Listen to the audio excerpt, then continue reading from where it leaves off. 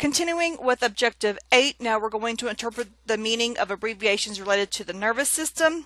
Again, I think the best way to learn these is by doing the exercises in the book, so I'm just going to let y'all do that on your own. So let's just answer a couple of questions. PTSD is the abbreviation for which one? And so hopefully you are choosing letter B for post-traumatic stress disorder.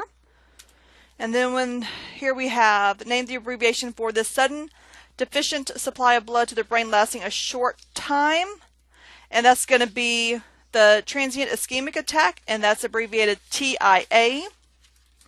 And then these samples, tracings, represent what might be seen on a record of electrical activity of the brain, or it could be abbreviated EEG for electroencephalogram. And then we're going to continue and wrap up Chapter 15 with Objective 9, applying medical language in clinical context. So now let's read this scenario and answer the few questions regarding it. This scenario is not actually in your book. So a 78-year-old right-handed male presented to the emergency department with a right hemiparesis, excessive aphasia, and no apparent cognitive decline. He has a history of hypertension and 2 years ago had a transient ischemic attack. A computed tomography scan of the brain was negative for an intracerebral hemorrhage.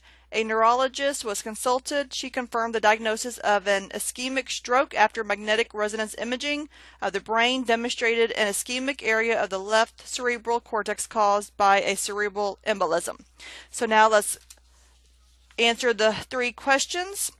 While in the emergency department, the patient had which of the following? Well, it said right hemiparesis and excessive aphasia, so that is going to be letter B, inability to speak and slight paralysis of the right side of the body.